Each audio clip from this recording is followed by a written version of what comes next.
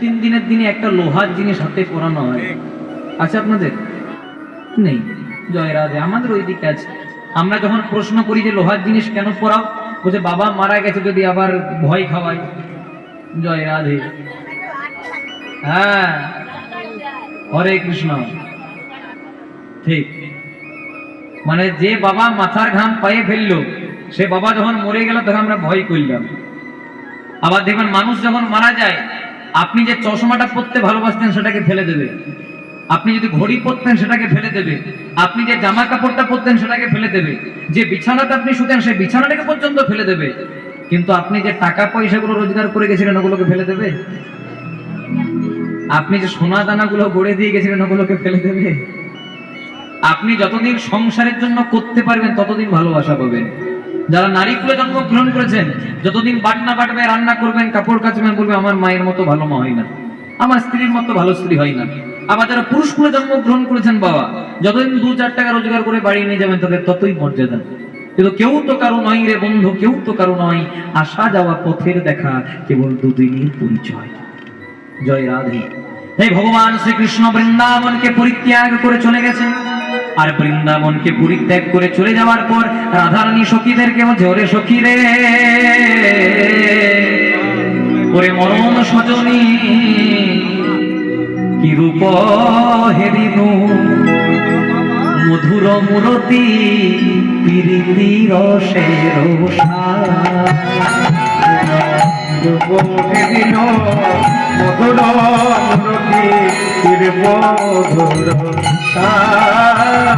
আবার কি রূপ হেরিনু,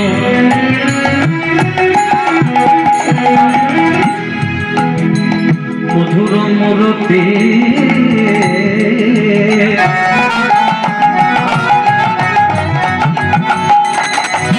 প্রীতি রসের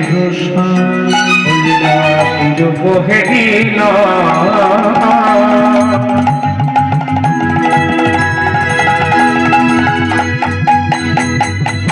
মধুর মূরতি, মধুর রসের হেমলয় মনে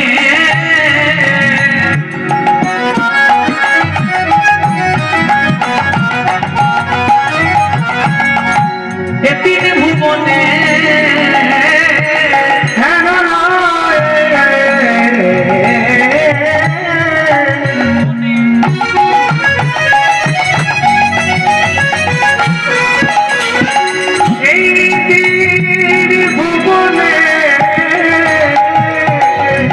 আমি তুলনা দিব কাহার, তুলনা নাহি কোয়া,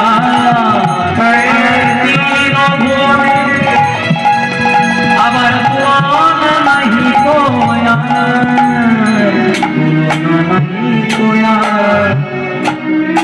আমি কাজ তো ভালো করি নাই রে, কাজ তো ভালো করি নাই রে, আমি কাজ তো ভালো করি নাই রে, আমি কাজ তো ভালো করি নাই রে, ওই গোবিন্দ রূপে মন দিয়ে আমি কাজ তো ভালো করি নাই, ওই গোবিন্দ রূপে নয়ন দিয়ে কাজ তো ভালো করি নাই রে।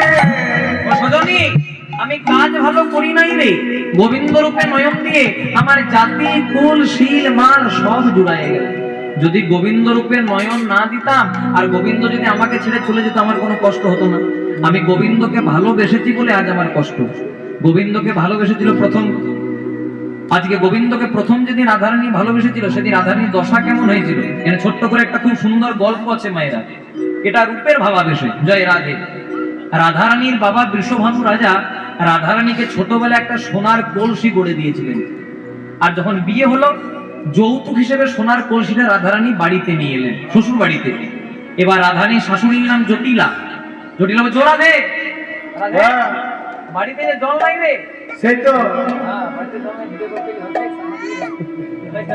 বাড়িতে যে জল নিয়ে আয়, জলটা নিয়ে আয় যমুনা থেকে।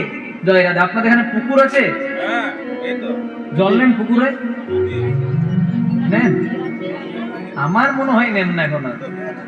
জয় রাধে। এখন ঘরে ঘরে কল হয়ে গেছে তো, আর কুকুর যে কি করবেন। জয় রাধে। তাই দেখবেন রাধার আগেকার দিনে যখন কলসিতে করে জল নিতে যেত, তখন কলসির তলাটা দিয়ে প্রথমে জলটার সামনেটা একটু পরিষ্কার করে দিত, তারপর জলটা নিত। আর রাধারানী ছোট সোনার কলসি নিয়ে যাচ্ছে জল আনতে। কেন বাবা? আপনাদের মনে তো প্রশ্ন জাগতেই পারে যে বড় কলসি নিয়ে গেলে তো তাড়াতাড়ি জল আনা হবে, ছোট কলসি কেন নিয়ে যেত? রাধারানীর একটাই মনের বাসনা যে ছোট কলসি নিয়ে যদি যাই তাহলে বারবার যেতে হবে, আর যতবার যাবে আমি ততবার গোবিন্দকে দেখতে পাবো। জয় রাধে। মনের বাঞ্ছা গোবিন্দ রূপ দর্শন।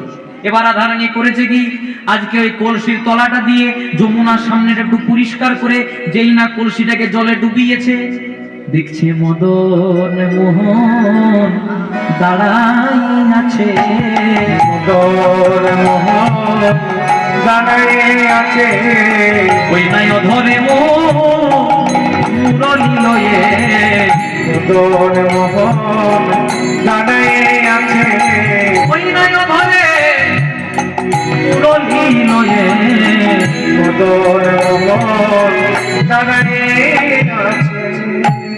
দেখুন মা, যেই না কলসিটাকে জলে ভাসিয়েছে, দেখছে জলের ভেতরে গোবিন্দ দাঁড়িয়ে আছে ছায়াতে। এবার মনে মনে চিন্তা করছে জলে যেহেতু প্রতিচ্ছবি, তাহলে গাছের ডালেও বোধহয় কৃষ্ণ বসে আছে। এবার একবার করে গাছের ডালের দিকে তাকাচ্ছে, একবার করে যমুনার জলে তাকাচ্ছে। এইভাবে তাকাতে তাকাতে তাকাতে তাকাতে অন্যমনস্ক অবস্থায় কখন না জানি হাত ফসকে কলসিতে চলে গেছে। জয় রাধে। কলসিটাও মনে মনে চিন্তা করছে আজকে আমার জীবন ধন্য হলো, এতদিন সংসারে নিয়ে কাজ করছিলাম, এবার আমি গোবিন্দ রূপ দর্শন করে প্রেম যমুনায় ভাসতে ভাসতে চলেছি। জয় রাধে। এবার রাধারানী কলসি হারিয়ে বাড়ি এসেছে শ্বশুর বাড়িতে। রাধারানীর শ্বশুর বাড়িতে দুজন আছে কৃষ্ণ বাদিনী, একজনা ননদী আর আরেকজনা জয় রাধে। মুখটা আড়াল করলেও গল্প করছেন, আমি দেখতে পাচ্ছি সবটা। জয় রাধে। একটু সামনের দিকে তাকান।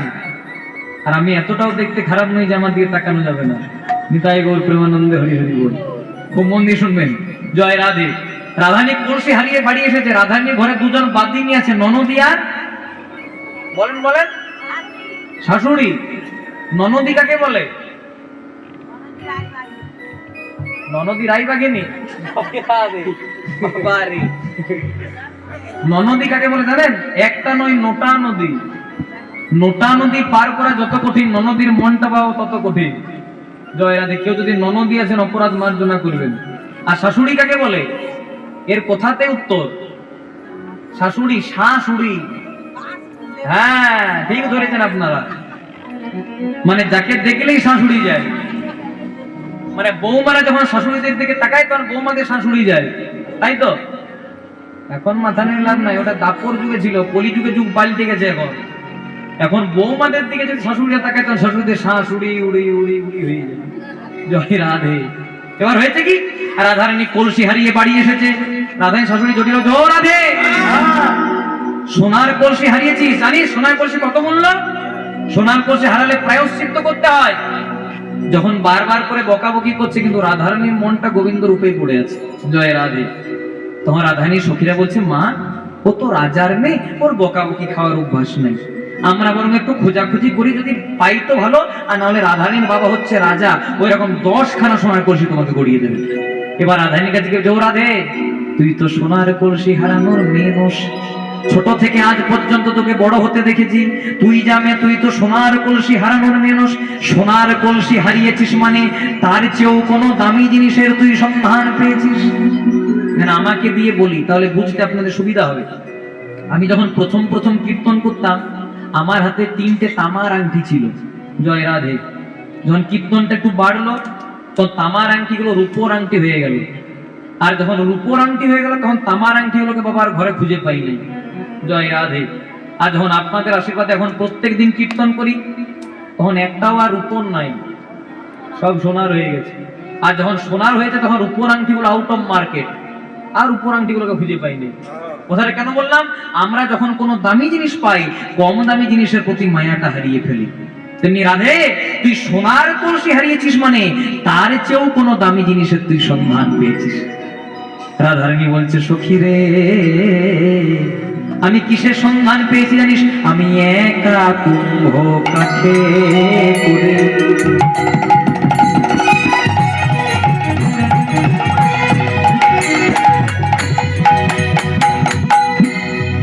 একা কুম্ভ কাছে করে আর যমুনাতে জল ভরে একা কুম্ভ কাছে করে যমুনাতে জল ভরে দেখলাম জলের ভিতরে শ্যামলা জলের ভিতরে শ্যামলা দেখলাম মদন মোহন দেখলাম মদন মোহন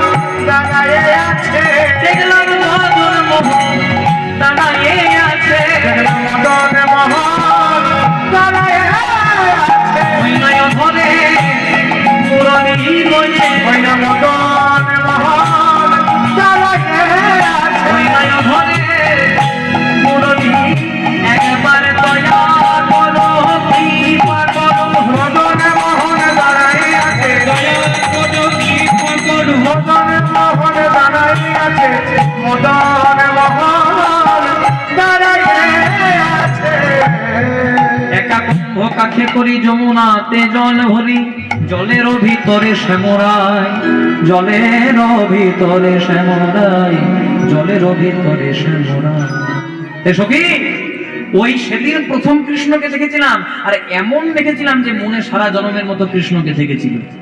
আর যখন থেকে কৃষ্ণকে দেখেছি কৃষ্ণ আমাকে ছেড়ে চলে গেছে বৃন্দাবন থেকে মথুরায় দ্বারকায়, কিন্তু আজ পর্যন্ত আমি গোবিন্দ বিরহে বৃন্দাবনে কাঁদছি। আজ আমার অবস্থা কেমন জানিস? হরি গেল মধুপুরে হামকুলো বালা বিপথে পড়লো যেন মালতীর মালা। একটা মালাকে যখন মাটিতে ফেলে দেওয়া হয় মালার যেমন কোনো মূল্য থাকে না, তেমনি কৃষ্ণবিহীন বৃন্দাবনে আমি মূল্যহীন অবস্থায় পড়ে আছি। বারবার করে যখন সকলে কাঁদছে বৃন্দাবনের, তখন হেনকালে নারদ মুনি এসে মনে মনে চিন্তা করছে এটা তো ভগবানের কাজ নয়। যে ভগবান হয়ে সে আমার মাকে কাঁদাবে কেন? যে ভগবান হবে সে বাবাকে কাঁদাবে কেন? আজকে আমি ভগবানের কাছে জবাব চাইতে যাব। গো মায়েরা, যে ভগবান আমাদেরকে সংসারে পাঠালো আমাদের কি সাধ্য আছে সে ভগবানের কাছে জবাব চাইব? কিন্তু জবাব চাইতে পারে একজন আয় ভক্ত বড় শক্ত পণ্ডিত রইল বসে, বৃক্ষের ফলটি বৃক্ষে রইল কেবল বৃন্তটি গেল খুশে। ভগবানকে পায় শুধুমাত্র তার ভক্ত। বৃন্দাবনে তখন বাজছে রাত্রি 12টা, পৌষ মাসের দিন। হ্যাঁ গো মায়েরা, পৌষ মাসে ঠান্ডা থাকে না গরম থাকে? কি থাকে? গরম থাকে, ঠান্ডা থাকে। পৌষ মাসের দিন রাত্রি 12টা, ভগবান শ্রীকৃষ্ণ মাথায় কয়েকটা ইট নিয়ে আর পাথর নিয়ে ছুটে ছুটে যাচ্ছে। নারদ মুনি বলছে বাবা প্রভু ধরে ফেলেছি তোমাকে, তোমার অনেক লীলা দেখেছি, কালীয় দমন দেখেছি, কংসবধ দেখেছি, পুতনাবধ দেখেছি, ওই এই লীলা তো দেখি নাই। রাত্রি 12টার সময় মাথায় ইট পাথর নিয়ে কোথায় যাচ্ছ? তখন ভগবান বলছে নারদ, বৃন্দাবনে আমার একজন ভক্ত আছে গো, ওর নাম মাধব দাস। সারা জীবন শুধু আমার নামেই করে, কিন্তু ওর ভালো ঘর নাই, তাই আমি ভগবান হয়ে ইট পাথর নিয়ে মাথায় ঘর করতে যাচ্ছি। তখন নারদ মুনি বলছে হ্যাঁ গো প্রভু, এত রাত্রিবেলায় যাওয়ার কি দরকার? বহু ঠান্ডা, পৌষ মাসের দিন, কালকে সকাল বেলাতে যেতে পারতে। তখন ভগবান বলছে আমার বাবার তো আর ইট ভাটা নাই, জয় রাধে। আর আমার বাবার রড সিমেন্টের দোকানও নাই, এগুলো চুরি করা জিনিস। আর সকালে চুরি করলে পিঠে উত্তম মধ্যম পড়বে। আর আমার ছোটবেলা থেকে নাম ননি চোরা মাখন চোরা, চুরি করতে বাবা ভালোবাসে, তাই লোকের ঘরে চুরি করে একটু ভক্তের ঘরটা সেন্টারিং করে দিয়ে চলে আসে। নারদ মুনি মনে মনে চিন্তা করছে বড় মাপের ভক্ত, বড় মাপের ভক্ত না হলে স্বয়ং ভগবান চুরি করে ঘর করতে যাবে না। তাই ভগবান যাওয়ার আগে নারদ মুনি একটি ব্রাহ্মণের বেশ ধরে চলে গেছে বাবা। আর যেই না গেছে দেখছে ওই মাধব দাস সকালবেলায় উঠানের মধ্যে একটা কাটারি ধার করছে। জয় রাধে। নারদ মুনি মনে মনে চিন্তা করছে নে বাবা ভুল লোকেশনে চলে এলাম নাকি, যে ভক্ত হবে সে আবার কাটারি কেন ধার করবে? হ্যাঁ তোমার নাম কি? আমার নাম মাধব দাস। না ঠিক জায়গাতে এসেছি। হ্যাঁ মাধব দাস, তুমি নাকি এত বড় মাপের ভক্ত, তুমি কাটারি কেন ধার করছো? তোমার ভক্ত কি বলছে দেখুন বাবা, বলছে আমার টার্গেট লিস্টে 3 জন আছে। জয় রাধে। তিনজনাকে টার্গেট করে রেখে যদি পাই না বেটাদেরকে কাটারি দিয়ে শেষ করে দেবো, তাই কাটারিটা ধার করছি বারবার করে। বলছে তিনজনা কে কে বলছে নাম শুনবে? প্রথম জনার নাম হলো ভক্ত প্রহ্লাদ। যে ভক্ত প্রহ্লাদ এত বড় নারায়ণের ভক্ত, ওকে মারবে? বলছে ওকে মারবো। যে কেন? বলছে সবে মাত্র লক্ষ্মী দেবী থালা ভর্তি খাবার দিয়ে নারায়ণকে খেতে দিয়েছে। এবার যেই না নারায়ণ খাবারটা মুখে তুলতে যাবে, এত দূর এনেছে, মুখে ভালো করে প্রবেশ হয়নি, আর সেই সময় প্রহ্লাদের বাবা হিরণ্যকশিপু হরিনাম করার অপরাধে প্রহ্লাদকে গরম তেলে চুবাচ্ছে। প্রহ্লাদ বলে দিয়েছে হে নারায়ণ কৃপা করো, আর যেই না বলে দিয়েছে হে নারায়ণ কৃপা করো, নারায়ণ এত দূর খাবারটা এনে আর মুখে নিয়ে যায়নি, খাবারটাকে রেখে প্রহ্লাদকে কৃপা করার জন্য গেছে। তা কেন বাবা প্রহ্লাদ একটু পরে ডাকতে পারলি না? অন্তত ভগবানের খাবারটা হয়ে যেত। তোর এত বড় ভক্তি, তোর ভগবানের কৃপা আছে, মরতিস তো আর না, একটু পুড়তিস তো পুড়, তাকে অন্তত ভগবানের খাওয়াটা হয়ে যাবে। তাই ভগবান খাওয়া ছেড়ে এসেছে বলে প্রহ্লাদকে যদি পাই ওই বেটাকে শেষ করে দেবো। নারদ মুনি মনে মনে চিন্তা করছে না না, কম ভক্ত নয়, বড় দামি ভক্ত, কারণ ভগবান খাওয়া ছেড়ে এসেছে বলে বলছে ভক্তকে শেষ করে দেবো। ঠিক আছে, প্রথম জনের নাম হয় না হয় প্রহ্লাদ, দ্বিতীয় জনের কি নাম? বুঝে দ্বিতীয় জনের নাম শুনবে? দ্বিতীয় জনের নাম হচ্ছে মহাভারতের অর্জুন। বলছে অর্জুনকে কেন মারবে? বলছে অর্জুনকে কেন মারবো? নীলি নীলি কুরুক্ষেত্রের যুদ্ধটাতে কৃষ্ণকে নিজেদের পক্ষে নিলি, আবার রথের ড্রাইভারটাও কৃষ্ণকেই করতে হলো। কৃষ্ণ যেমন ড্রাইভার আর অর্জুন যেমন মালিক, এখন বাবুর মতো হয়ে বসে থাকলো। সবাই যখন অর্জুনের দিকে তীর ছুড়লো, পরমানন্দ গোবিন্দ তার নিজের পক্ষে ধারণ করলো। এই অর্জুনের জন্য কৃষ্ণকে কত কষ্ট সহ্য করতে হয়েছে। এই অর্জুনকে যদি পাই ওই বেটাকে শেষ করে দেবো। প্রথম জনের কি নাম মায়েরা? কি নাম বলেছিলাম? প্রহ্লাদ। দ্বিতীয় জনের কি নাম? অর্জুন। আর তৃতীয় জনের কি নাম? বলছে ওই বেটার তো নামই করো না, পেলে 3 টুকরো করিও। ওর জন্য ধার করছে রাত্রিবেলায়। ওর কি নাম? নাম শুনবে? ও নাম হলো নারদ। নারদ মনে মনে চিন্তা করছে ভাগ্যে বাবা ব্রাহ্মণ সেজে এসেছিলাম, তা না হলে এতক্ষণে বাসি সাথে লিস্ট বার করে দিত। জয় রাধে। নারদকে কেন মারবে? নারদকে? ও বেটা 24 ঘন্টা নারায়ণ নারায়ণ। নারায়ণ খাচ্ছে তাও নারায়ণ, নারায়ণ বসছে তাও নারায়ণ, নারায়ণ লক্ষ্মীর সঙ্গে দুটো গল্প করছে তাও নারায়ণ। যত নারায়ণ নারায়ণ বলে নারায়ণ সব গাছ ঝেড়োকে কৃপা করার জন্য যায়। জয় রাধে। এটা হচ্ছে ভক্তের প্রমাণ। ভক্ত যদি একবার গভীর অনুরাগ দিয়ে ভগবানকে ডাকতে পারে, ভগবান তাকে জন্ম জন্মান্তরে কৃপা করে। এবার নারদ মুনি তার ঢেকিকে সঙ্গে লয়ে যাচ্ছে দ্বারকাতে জবাব চাইতে। তখন বৃন্দাবন মাসি যাও নারদ, কৃষ্ণ আর আগের মতো মাঠে ঘাটে গরু চড়াই না যে যাবে আর দেখতে পেয়ে যাবে। কারণ কৃষ্ণ দ্বারকাতে রাজা হয়েছে, ওকে দেখতে গেলে 7খানা দরজা অতিক্রম করতে হবে। আপনি যদি রাষ্ট্রপতির সঙ্গে দেখা করতে যান, গেলে দেখা করতে দিয়ে দেবে? জয় রাধে। আমাদের দেশের প্রধানমন্ত্রী নরেন্দ্র মোদীর সঙ্গে যদি দেখা করতে যান, আপনি হাফ প্যান্ট হাফ জামা পরে যাবেন আর ঢুকতে দিয়ে দেবে? জয় রাধে। ও বডিগার্ড থাকবে, আগে ওগুলোকে পার করতে হবে, তারপর প্রধানমন্ত্রীকে যেতে হবে। তেমনি কৃষ্ণকে দেখা পেতে গেলে এখন আর কৃষ্ণ আগের মতো মাঠে ঘাটে গরু চড়ে না, এখন মহারাজা হয়ে বসেছে। কৃষ্ণকে দেখা করতে গেলে 7খানা দরজা অতিক্রম করতে হবে। কিন্তু বৃন্দাবনবাসীদেরকে নারদ মুনি বলছে, শোনো আমার কাছে এমন একটা জিনিস আছে, আমাকে কৃষ্ণের কাছে যেতে হবে না, কৃষ্ণ আমার কাছে ছুটে আসবে। বলছে কি সেই নাম? সবাই মিলে গাইবো জয় রাধে জয় রাধে জয় রাধে, বলো রাধে রাধে। উদ্ধনি মায়া জয় রাধে জয় রাধে জয় রাধে, বলো রাধে রাধে। জয় রাধে জয় রাধে জয় রাধে, বলো রাধে রাধে, বলো জয় রাধে জয় রাধে জয় রাধে, বলো শ্রী রাধে। শ্রী কৃষ্ণ গোবিন্দ হরে মুরারি, হে নাথ নারায়ণ বাসুদেব। শ্রী কৃষ্ণ গোবিন্দ হরে মুরারি, হে নাথ নারায়ণ বাসুদেব। শ্রী কৃষ্ণ গোবিন্দ হরে মুরারি, হে নাথ নারায়ণ বাসুদেব। শ্রী কৃষ্ণ গোবিন্দ হরে মুরারি, হে নাথ নারায়ণ বাসুদেব। রাধে রাধে রাধে রাধে রাধে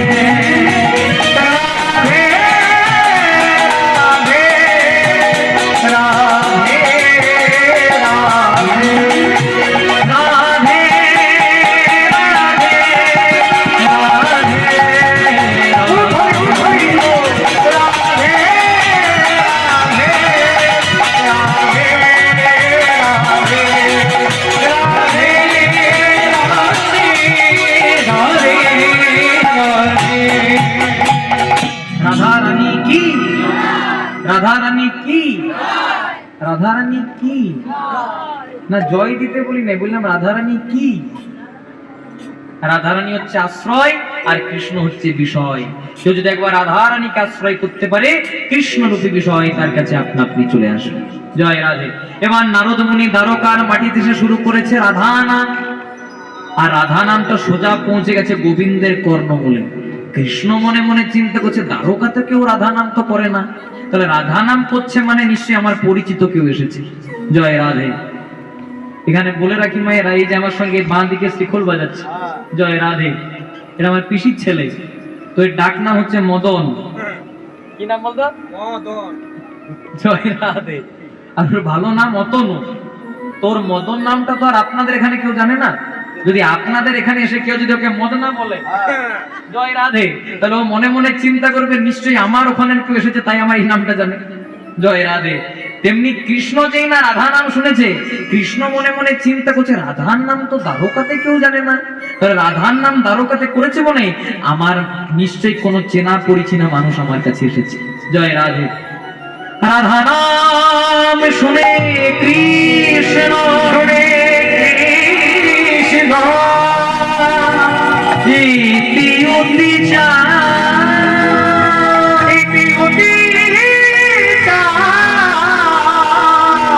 বহির দানে এসে দেখে নারদ ব্রাহ্মণের বেশে আছয়ে দাঁড়া, আছয়ে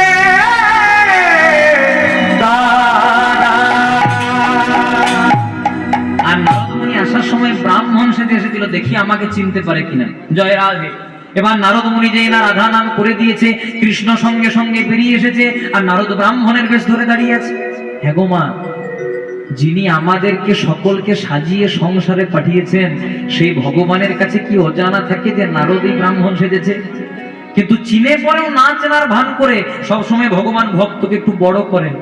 তাই আজকে নারদের কাছে গিয়ে বলছে প্রণাম বিপ্রদেব, প্রণাম প্রণাম। নারদ মুনি বলছে লজ্জা করে না? বৃন্দাবনবাসীদেরকে ভুলে গেছো, তা বলে আমাকে ভুলে গেছো? 24 ঘন্টা বিনা চলতে নারায়ণ নারায়ণ নারায়ণ নারায়ণ নারায়ণ। হরে কৃষ্ণ। জানতে হবে, হ্যাঁ 24 ঘন্টা নারায়ণ নারায়ণ করি, তাহলে আমাকে ভুলে গেলে? তখন ভগবান বলছে নারদ আসলে তোমাকে চিনতে পারি নাই ভাই, অনেকদিন তো দ্বারকাতে আছি। তখন নারদ মুনি বলছে তুমি কেন চিনতে পারবে? তুমি হাই প্রোফাইল লোক হয়ে গেছো, তুমি কি আর আমাকে চিনতে পারো? জয় রাধে। কিছু কিছু মানুষ আছে দেখবেন, যদি একটু ডিগ্রিটা বেড়ে যায় না, আর আপনাকে চিনতে পারবে না, চিনলেও চিনবে না। জয় রাধে। আমাদের পাশের বাড়িতে একজন আছে, ও আগে রাস্তাঘাটে এমনি ঘুরে বেড়াতো, আর এখন না পুলিশের চাকরি পেয়ে।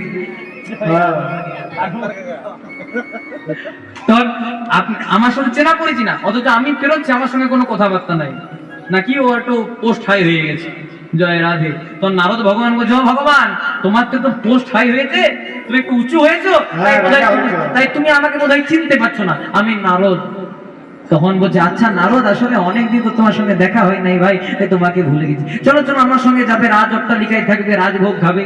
তো নারদ মুনি বলছে রাজভোগ খাওয়ার জন্য আসি নাই, আর রাজ অট্টালিকায় থাকার জন্য আসি নাই। তাহলে কেন এসেছো? বুঝে তুমি যে বৃন্দাবনে পাপ করেছো, সেই পাপের প্রায়শ্চিত্ত তোমাকে করাতে এসেছি। কৃষ্ণ বলছে আমি ভগবান, আমিও পাপ করেছি। হ্যাঁ তুমিও পাপ করেছো। আচ্ছা প্রভু, যে পুত্র হয়ে পিতামাতাকে কাঁদায়, এটা পাপ না পুণ্য? পাপ হয়। আচ্ছা, যে বন্ধু হয়ে বন্ধুকে কাঁদায়, এটা পাপ না পুণ্য? পাপ হয়। আর যে প্রিয়তম হয়ে প্রিয়তমাকে কাঁদায়, এটা পাপ না পুণ্য? হরে কৃষ্ণ। প্রিয়তম হয়ে প্রিয়তমাকে কাঁদিয়েছে কৃষ্ণ, প্রিয়তম প্রিয়তমা রাধারানী। বন্ধু হয়ে বন্ধুকে কাঁদিয়েছে বন্ধু কৃষ্ণ, শ্রীরাম সুনাম দাম বসুদাম সকলকে কাঁদিয়েছে। আবার পুত্র হয়ে বাবা মাকে কাঁদিয়েছে পুত্র কৃষ্ণ, আর বাবা মা বৃন্দাবনে নন্দরানী নন্দরাজা। কৃষ্ণ বলছে নারদ, আমি যে এত পাপ করেছি ভাই, তুমি না এলে তো আমি জানতেই পারতাম না। তুমি আমাকে, আমার চোখটা খুলে দিতা। নারদ, পাপের তো প্রায়শ্চিত্ত আছে, তাহলে কি প্রায়শ্চিত্ত করব? নারদ মুনি বলছে প্রায়শ্চিত্তটা করানোর জন্যই তোমার আশা। জয় রাধে। আমি তো যোগ করতে শিখি নাই বাবা, সারা জন্ম বিয়োগই করেছি। দেখবেন অনেকে বলে না আমি সাতেও নাই পাঁচেও নাই, বলে আপনাদের এখানে? হ্যাঁ বলবে না আবার, এ বলবে অনেক বলবে সাথেও নাই পাঁচেও নাই, তাদের কাছ থেকে 1 কিলোমিটার দূরে থাকবে। আমি বলছি, কারণ যারা বলে সাথেও নাই পাঁচেও নাই, তারা সাথে পাঁচে থাকে না, কিন্তু 6-9 বড় থাকে। এমন সংসারে 9-6 করবে না, 12 বাজিয়ে দেবে। জয় রাধে। সঙ্গে সঙ্গে শোনা, তাহলে তোমাকে তো প্রায়শ্চিত্ত করতে হবে। কি প্রায়শ্চিত্ত? ওই প্রভাসের তীরে, প্রভাসের তীরে এবার আনিয়া সবাই, প্রভাসের তীরে আনিয়া সবাই, প্রভাসের তীরে আনিয়া সবাই,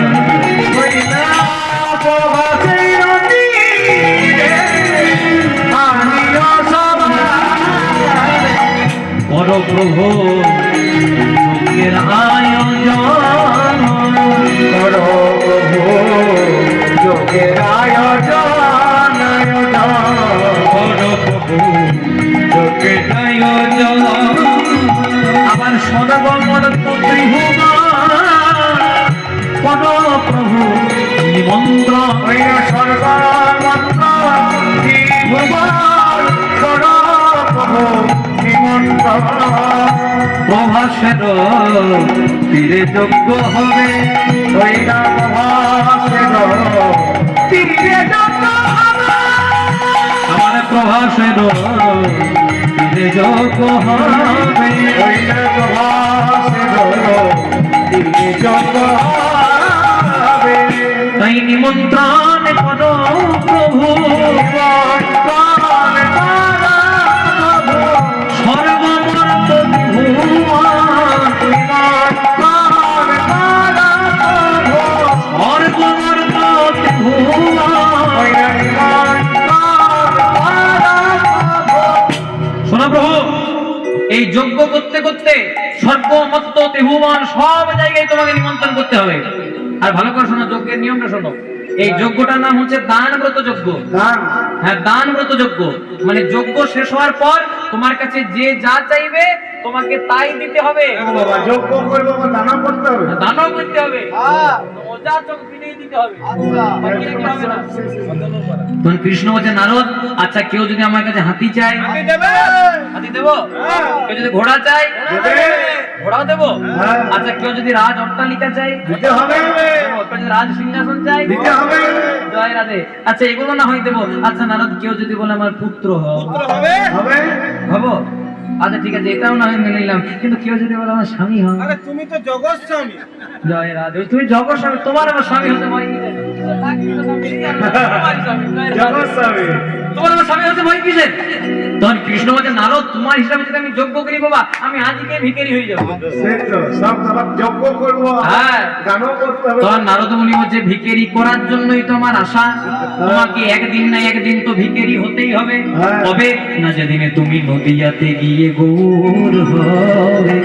কলিযুগের ভগবান চৈতন্য মহাপ্রভু 3 বার ভিক্ষা করেছিলেন বাবা। মিলিয়ে নিন কখন কখন। একবার ব্রাহ্মণের ছেলে যজ্ঞশত মানে পৈতে হয়ে গেল, প্রথমবার হাত পাতলেন ভিক্ষাং দেহি মাতে। দ্বিতীয়বার যখন গুরুদেব কেশব ভারতীর কাছে গুরু দীক্ষা নিলেন, কাটোয়া কাঞ্চননগরীর দ্বারে দ্বারে গিয়ে ওই ভিক্ষা করে গুরু দক্ষিণা দিলেন দ্বিতীয়বার। আর তৃতীয়বার কখন না যেদিন নীলাচলে হরিদাস ঠাকুর দেহত্যাগ আগে করলেন। হরিদাসের মহোৎসব করার জন্য পথে পথে ভিক্ষা করে হরিদাসের মহোৎসব মহাপ্রভু করিয়েছিলেন। তাই দেখবেন এখন আমাদের এখানে নিয়ম আছে, যখন আপনারা বারোয়ারিতে কীর্তন করান বা অন্য কোনো জায়গায় কীর্তন করায়, অন্তত 2-3টে বাড়িতে হলেও ভিক্ষা করতে হয়। কেন? কারণ আপনি যদি ভিক্ষা না করেন তাহলে আপনি অহংকারের মঞ্চ থেকে নামবেন না। অহংকারের মঞ্চ থেকে নামবেন বলেই আজকে আপনি এই যজ্ঞটা সম্পূর্ণ করতে পারেন। জয় রাধে। আপনাদের আশীর্বাদে যারা আমার সঙ্গে সোশ্যাল মিডিয়াতে যুক্ত, আপনাদের আশীর্বাদে এখন আমরা একটা আশ্রম নির্মাণ করছি। যারা আমার সঙ্গে ফেসবুকে অনেকে যুক্ত আছেন, যেমন এখানে আসা মাত্র অনেকজন আমার সঙ্গে দেখা করতেও গেছিল, তারা সকলেই জানেন শ্রী শ্রী নিতাই গৌর রাধারমন সেবাশ্রম বলে একটা আশ্রম হচ্ছে। সেখানে বিনামূল্যে এখন চিকিৎসা পর্যন্ত হয়। সকলে একটু যদি পারেন বাঁকুড়ার মাটির যদি কোনোদিনও যান, সেখানে থাকার ব্যবস্থাও আছে। সকলে একটু প্রসাদ পেয়ে আসবেন, এই প্রার্থনা করি। নিতাই গৌর প্রেমানন্দে হরি হরি বল। হরি বল। তা সেটা কিন্তু আমাদের আশ্রম নয়, আপনাদের এই টাকাগুলো নিয়ে আমরা কিন্তু সেখানেই দিই। জয় রাধে। এটা হচ্ছে ভিক্ষার আশ্রম। অহংকারের মঞ্চ থেকে মানুষ যতদিন না নামে ততক্ষণ কৃষ্ণ পূজা, কৃষ্ণ সেবা, কৃষ্ণ ভক্তি কোনোদিন হয় না। তাই মহাপ্রভু শিখিয়ে দিলেন যে আমি ভগবান, তথাপি আমি নীলাচলের পথে পথে ভিক্ষা করলাম। তোমরা মানুষ হয়ে যদি অহংকারের মঞ্চ থেকে না নেমে যদি ভিক্ষা না করো, তাহলে কোনোদিনও কৃষ্ণ কৃপা তোমাদের লাভ হবে না। নিতাই গৌর প্রেমানন্দে হরি হরি।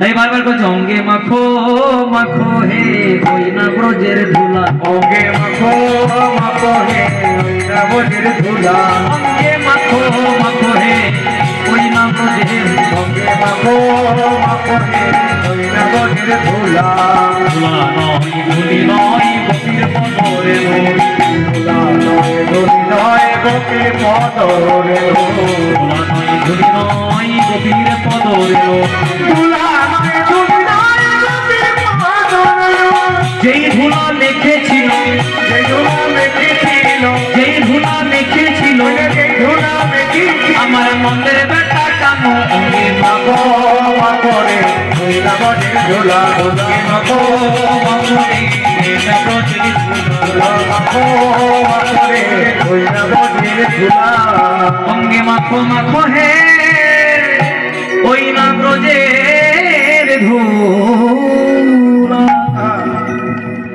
এখানে আপনাদের মনে তো প্রশ্ন জাগতে পারে বাবা, যে আমাদের ভারতবর্ষের এত পবিত্র নদী আছে, গঙ্গা আছে, যমুনা আছে, কাবেরী আছে, নর্মদা আছে, গোদাবরী আছে, যাকে দক্ষিণ ভারতের গঙ্গা বলা হয় গোদাবরী নদী। জানিস তুই? জয় রাধে। তাহলে জয় রাধে। তাহলে এত পবিত্র নদী থাকতে ভগবান প্রভাস নদীর তীরে কেন যজ্ঞ করলেন?